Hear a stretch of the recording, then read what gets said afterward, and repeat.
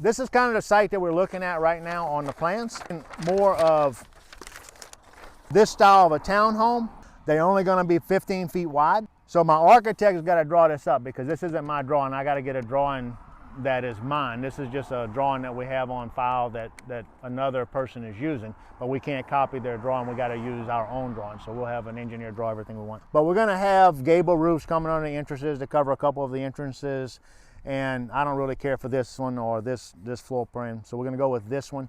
But the actual units themselves will look like this. So we'll have the entry level where they come in. They'll come in through the living room. I like the idea of having this right here set here. There's a living room, then we'll have the kitchen and all in here with a dining room in the back with a small porch in the back. Then when you go upstairs, basically we got two suites pretty much where we'll have a nice big room. Each bedroom will have their own bathroom.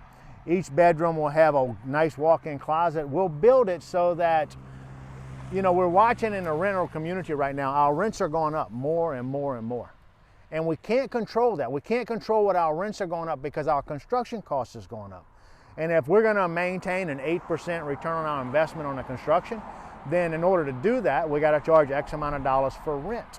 If you buy an existing complex that you're gonna rent like that, you still wanna get an 8% return on investment. So it's just a numbers game at that point. But as the cost of everything is going up, as our dollar is deflating, we gotta realize the rents are gonna go up. And it may get to where one person can't rent this on their own. They got to have two people, not a married couple, just two individual people maybe that need to rent it. And we want both people, if they're going to rent it together and co-occupy the same space, we want them to have bedrooms that both have private bathrooms. We want them to have their own space to be able to live in, and in a community space where they both would stay in at the same time. So we're going to build something of that footprint. That footprint, this footprint that we showed you, I would say I could probably sell that house for $300 to $350, that townhome. So we'd be somewhere between $300 and $350 if I sold it. I'll be able to rent it somewhere between $1,700 and $2,000 a month. So I will hold them and I will rent them is what I will do.